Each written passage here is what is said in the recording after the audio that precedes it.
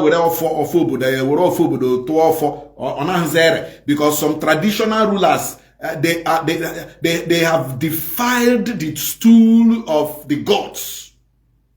Me chọrọ ịghọta ya o, me chọrọ ịghọta ya. Ehona ocheze wa agbara obodo. Ocheze ọwụla wa agbara obodo nwe.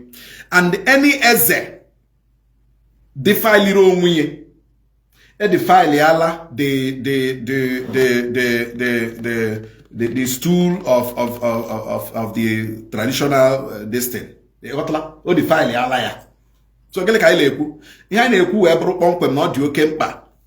Na mgbe ọ ga-esu onye ọbụla elekwala anya ego, because most of the people wey ego ka ha na ele na akpọrọ ha problem kpọbata ha na anyị nga che mere governorship election ishe ebe a na-amaghị ebe na before you know it onye ga-akụsa hapụ Imo steeti abata ha again.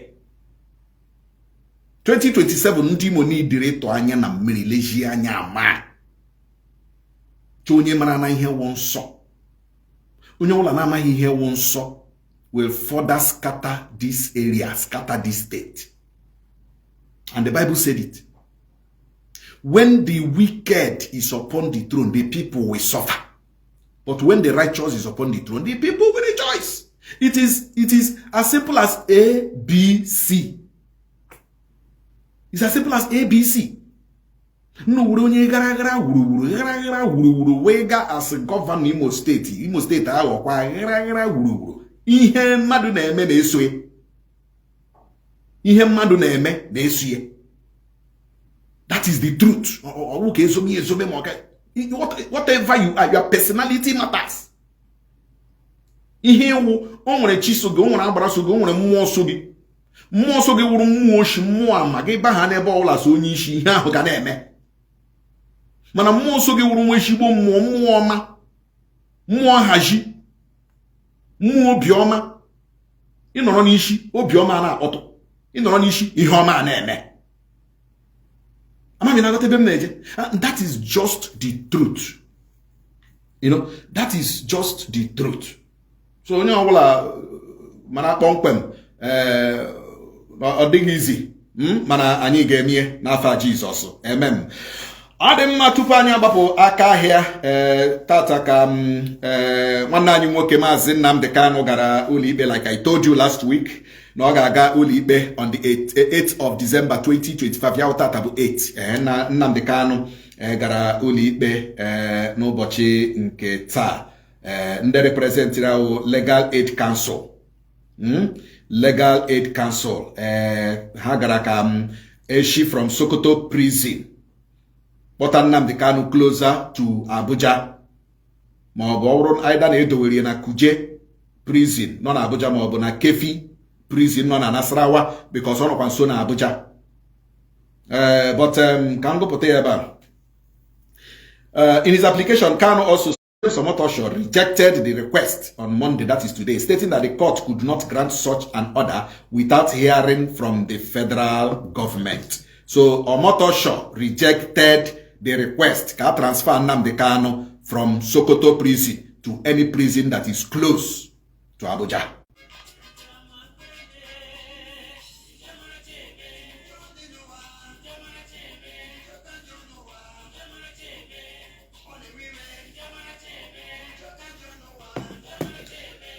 Odema Justice Omotosho say Nnamdi Kanu ya gbanwee the appeal on to turn the ex parte application into a motion on notice, ensuring all parties are served for fair hearing. Ya una tupu nyawabo Justice Omotosho ana-ekwete anabata ihe Nnamdi Kanu chọrọ na ọchịchị etiti ga-etinye ọnụ n'okwu ahụ, na ọchịchị etiti gashi eyi ngwa mee ya maọbụ mba unu emelie. Postpone Ola this motion till January 27, 2026. So Nnamdi Kanu kagano kwa na Sokoto prison ruo January 27, 2026 until ọchịchị etiti anabatashi ngwanu nsogbu anọ na ha ekwerele shi from Sokoto prison kpọta ya na Abuja prison. But in the first instance, ole ihe mere Justice Omotosho jiri kpọrọ Nnamdi Kanu gawa Sokoto ihe ade ihe aga ajụ. As in in the first instance, ole ihe mere this judge jiri order ka eburu Nnamdi Kanu gawa Sokoto prison.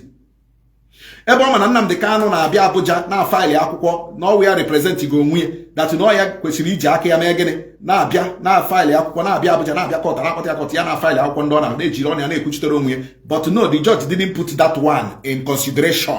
Ya pịa ya down to Sokoto prison. Uwe ọrawakwara ya ahụ now to hear the application emere ya na-ekwu okwu na federal government ga-eme gịnị nsogbu anọ nke ahụ legal whatever, but in the first instance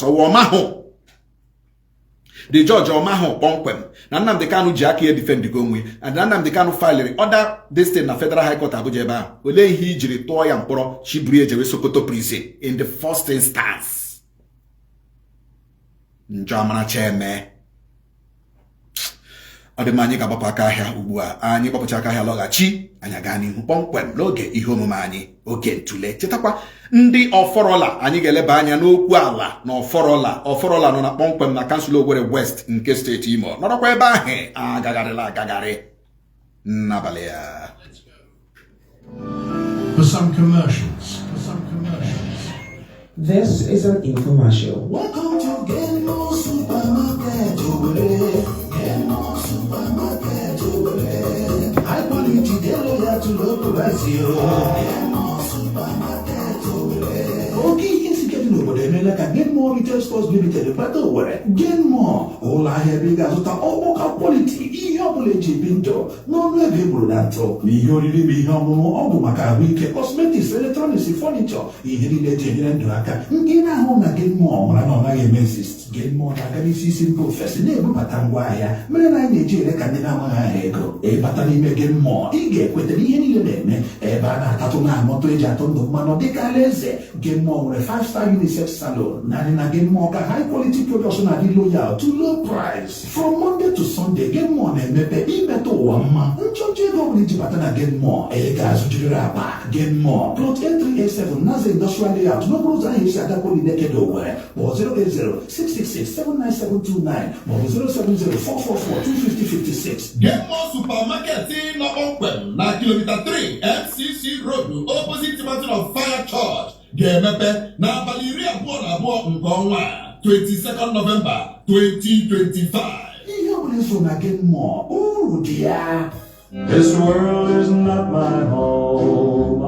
With total submission to God Almighty, but with a heavy heart, the family of His Royal Highness Chief Ochoma Odunze Ekwedasike wishes to announce the passing on to glory of their dearly beloved son, father, husband, grandfather, uncle, and philanthropist, late Chief Ochoma Odunze, Eze-elect of Umeza-Alije, Ochi Autonomous Community, Ogwa, Ekwedasike, Okato Mribowawa, the Great Masquerade of Ogwa Land, Akaneme Mboroguna, Nigeria, Iyima 1 of Ogwa, Omudo 1 of Mbise, CEO, Evox Smart Limited, Ochoma 5 Ways Herbal Limited. He was the chairman of Umeza-Alije, Ochi Ogwa Patriotic Union, home and abroad, a great father, philanthropist, and a warrior. He was the national chairman of Trado Medical Practitioners. Left to mourn him are his wives, sons, daughters, grandchildren, and relatives. Burial arrangements, free medical checkups in his honor on 28 December 2025. Eulogy and service of songs on 29 December 2025. Funeral service on 30th December and outing service on 4th January 2026. All these will take place in his hometown, Umeza-Alije, Ochi, Ogwa, in Mbitolo local government area, Imo State. May his gentle soul rest in the bosom of the Lord. Amen. Announcer, Nze Urichi Terako Chukwuemeka Odunze, for the family. Imagine investing in land and finding yourself on a flight to Doha, Qatar. Welcome to Odibola Peace Park Estate, her serene High Valley destination at Obiri Ikwere Road, Port Harcourt, designed for investors who understand value, luxury, and peace. Buy 930 square meters at just 62,000 naira per square meter, or refer 5 persons and you automatically qualify for a luxury trip to Doha. No raffle, no draw, just premium reward for visionary investors like you. Udibula Peace Park, where every square meter brings you closer to comfort, class, and incredible experience. Udibula Peace Park, where investment meets adventure. Call or WhatsApp 0916-000-9469 or visit Udibula House, 20 Extension, GRA Phase 3, Port Harcourt River State. Udibula Properties. We build wealth you can live in. And we are back. And we are back.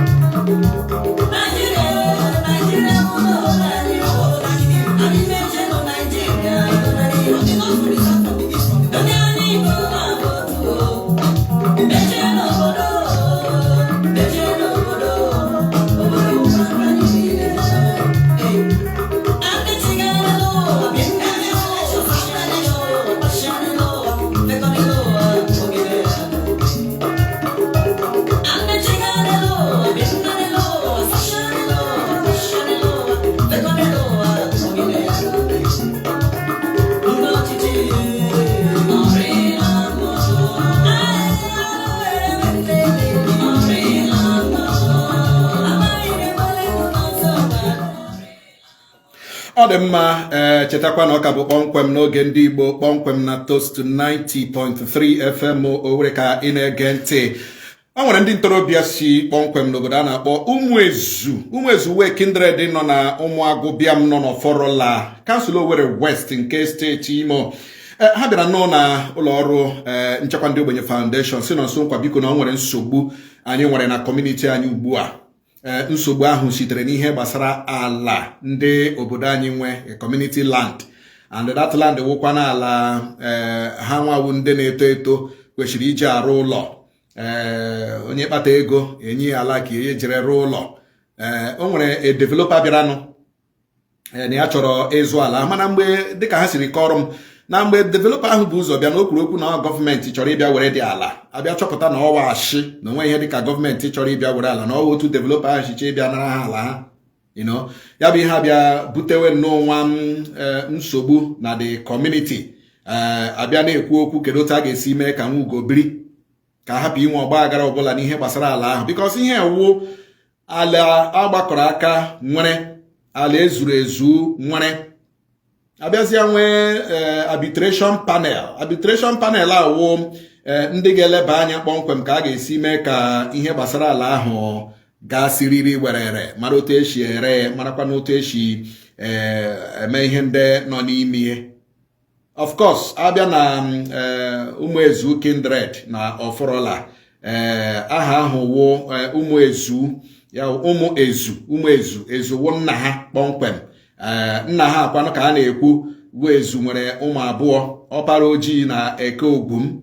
Ya ọkpara ojii na eke ogwum. Ọkpara ojii na eke ogwum nwekwara ụmụ nke ha kwa. Eke ogwum mụrụ ụmụ nwoke anọ: Nnaọka, Igwe, Ezekwe nakwa Ọdụ Eze. Amaghị m na aghọta. Ndị awụcha descendants of Ezu. Descendants of Ezu ndị a niile ka chịkọtara ọnụ na-akpọsị ha dị gịnị? Ndị Ụmụezu. So ndị Ụmụezu ndị a wụzi, o nwere ala a na-akpọ Ọkọhịa wụ ala ha niile gbakọrọ aka mee gịnị were nwere. Ọdụ na enwekwara agbara ala Ụmụezu. O nwere agbara ala Ụmụezu ji aka ya họrọla onwe ya na-akpọ Ogbonna Amadioha. Amami na aghọta. Ozi from there ihe wum the history of that particular place. Mana ọ bụghị ha ji ikwu na ya jighị ịkọ history of ndị Ụmụezu na obodo Ụmụagụbịam na Ọfọrọla. Ihe anyị ji ikwu okwu ala. Now, nwee mmadụ ndị asị ngwa biko panelụ ndị ga-eleba anya ka amara otu esi eme ala, ma na-ere ere ma anaghị ere ere. Ndị asị ngwa leba anya n'ala dịka ndị panel, arbitration panel, gụnyere the House of Assembly member na-anọchite anya Owerri West wụ nwafọ Ọfọrọla kwa, and eze abụọ enwere na Ọfọrọla, eze Apollo Ekeọcha na eze Kinsley Ajọkụ. Ndị awụcha ndị eze enwere na Ọfọrọla. So asị ha biko leba na anya n'okwu a ka amara kpọmkwem otu esi dispose ala, ma na-ere ere ma anaghị ere. At the end of the day, the bottom line wee bụrụ, at the end of the day, o nwere oki that community, Dr. Bob Eke. Mgbe ndị ntorobịa bịara kwuo sị biko n'ala ọ bụrụ na ha na-amawara ka a na-amawara ere, ha ree biko hapụrụ ha wụ ndị ntorobịa. They don't need the money. They don't need any money. What they need is the land. Ha ga-arụ ụlọ so that echi ha mkpata ego ha ji arụ ụlọ, ha eme nene ha arụ ụlọ n'ala nke ha ketere. But unfortunately, ndị enyefere ọrụ n'aka we are insisting na a ga-erecha ozugbo ala niile. Some of the youth asị mba, ranu kenu na ọbụrụ 50+ na-ewepụta 50+ for ndị na-achọghị ego ala. Ụmụ ndị chere ụlọ na-ewepụtara ha 50+ so that they can use the 50+ jiri rụọ ụlọ, because onwenzi ala ọzọ fọrọ n'obodo ahụ. Onye chọzi ịrụ ụlọ ya eje zụwa ala outside the Ọfọrọla. Unfortunately, ndị isi okpotokpo nwere n'obodo ahụ eshi ọnwụ sị mba na a ga-erecharịla the ala. Now the problem wee bụrụ na ha na-eshizi ọnwụ that the okenye kwesịrị sign the allocation power of attorney wo Dr. Bob Eke, the oldest man in that community, we ya kwesịrị sign ya mịa sign ha onwe ha ala na-ere, onwe ha ala na-ewepụ. This Dr. Bob Eke say he stands with ndị youth she na ha chọhụ ka erecha ala ke ha kwu. So he advised them, say ha ndị youth ashihu na erela ala, but mawara nkunu na mawara re hapụrụ ha like 50+. so that use niile ozugbo use niile na-achọghị ego ala ahụ ha were ebe rụrụ ụlọ ndị ishokpoto ebe na community ajụ chifrụtụmfụ ma Dr. Bob ma ọ signere that they must dispose the land. So the thing is bringing problem na that community now. This thing is bringing problem na that community as we are talking. So ewepụtara m ya na mgbede a ka ndị Imo nọ ya, ka ndị Igbo nọ ya, so that onye ọbụla paga anyị uche kpa isi follow this matter. Ọ bụrụ na anyị kwucha ya n'abalị a, anyị ga-ewerezi ndụmọdụ ndị mmadụ nyere, suggestions ndị mmadụ na okwu ndị mmadụ mere. I think ndị ọfọrọla na-ege ntị na mgbede a. So ọ bụrụ na ị bụ onye ọfọrọla, achọrọ m ka ị kpọọ na this program. Ọ bụrụ na ị bụ onye ọfọrọla na-ege ntị na, aga m achọ ka ị kpọbata na program a 091 100 9002. Kpọọ anyị ka anyị mara kpọmkwem ma otu anyị ga-eshi kwa nwaanyị ukwu wara. Ọ dị oke mkpa. Mgbede ọma o. Kedu? Ọ ya abalị o. Ọ dị mma Samuel, gaa n'ihu.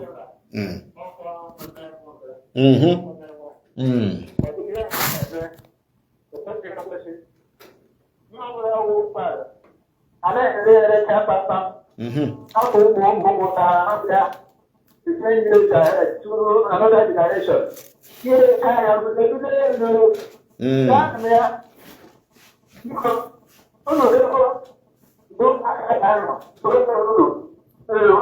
to come. Open and have fun. Open and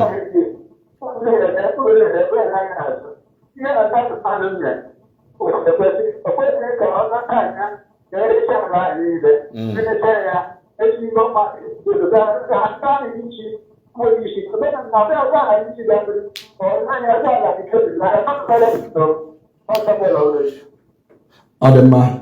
Nwanne m nwoke Samuel na-eji okwu gị ahụ dabara adaba ese ala asị erecha na ndị yutu na-achọghịkwa na ego ala ekwuolechi chi mawapụrụ ha ala ke ha ga-enye ha ka ha jiri rụkwa n'ụlọ na ha achọghị ego ala anụnwa. O wee recha ala ugbula aka mgbe ha ga-azụ ala ha bịama dịka nwanne anyị nwoke Samuel chiri kwuo, ha bịama ike eduru bịa zụmala ebe ha ga-arụ ụlọ. Ọ dị mma nwanne m nwoke. Mgbede ọma. Nwunye prapra aya abalogo nwa na yeze na tanjaba makwara gị gaa n'ihu.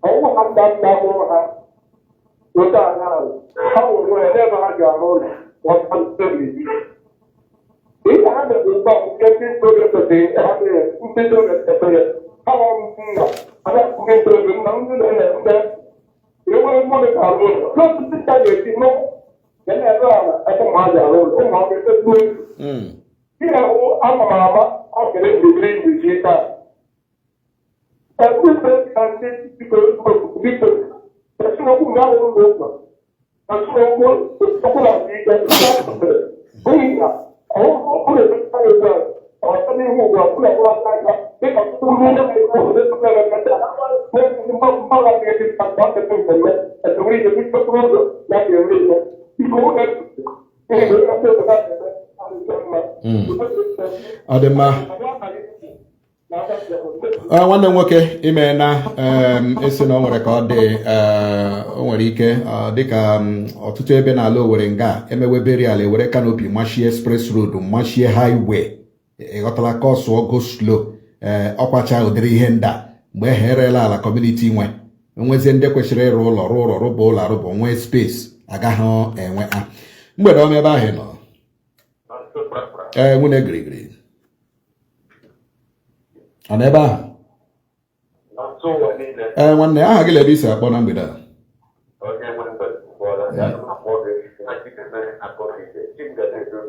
Amen.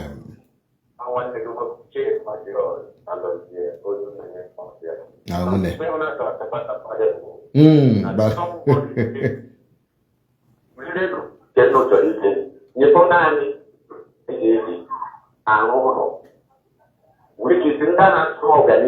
youth tọrọ ka ha nwee ike rụọ ọrụ. Ihe mmadụ ejikọ na-apụ ha n'ọrụ bụ maka vichọ. Ndị na-ele ala anya na mmadụ a na-arụ ụlọ ha ga-esamasị ya. Na ndị ele ala anya nyere nzu ahụ na obodo onye dị ka atụ moto nwe ngwuru ọ ga-apata.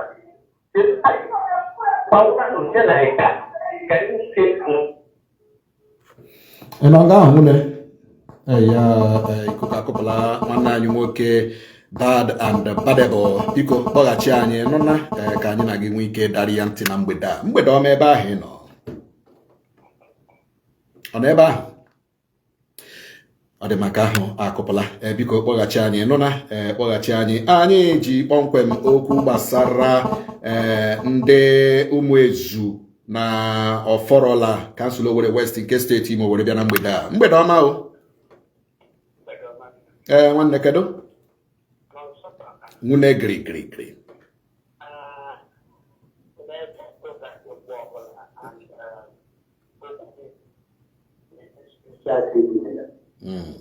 thank you nwune. Amen. na-ekwu okwu ya ọfọla ụmụ okorobịa ahụ mere ihe dị mma. Ndị mbụ nye anyị ihe oge anyị bụra na onye chọrọ ịrụ ụlọ ya anọ na ajụ. Ana m ekele Chineke maka nwoke ahụ na-ata na akwụkwọ ahụ. Adịrị m anya na ihe ọbụla bụ ihe mmadụ bụ ihe ya. Ọmụ akwụkwọ onye ndị nyere nọ last week. Eso na ndị abịa n'ọfịs gị. Ọ ka ya gbasara. Mana ama m na ụmụ okorobịa ahụ ga-emeri. Ha ga-emeri. So, ana m ekele Chineke maka gị nwa. Jisie ike. Thank you. Mgbe ọbụla obere chiọma na ọ dị n'ụba mgbe ọbụla onye dị ọma na mgbochi. Ndị ahụ ọ na-achị na-egbe ọnụ. Otu a. Ana m ego program ọbụla.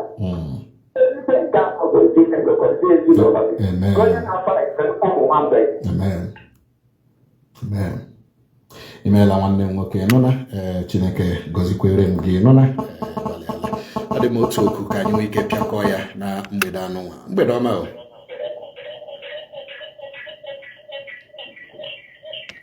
Ọ dị m eche kpọm biko pụọ n'akara igwe okwu redio gị otu okwu ka anyị pịakọọ ya. Mgbede ọma ebe ahụ ị nọ.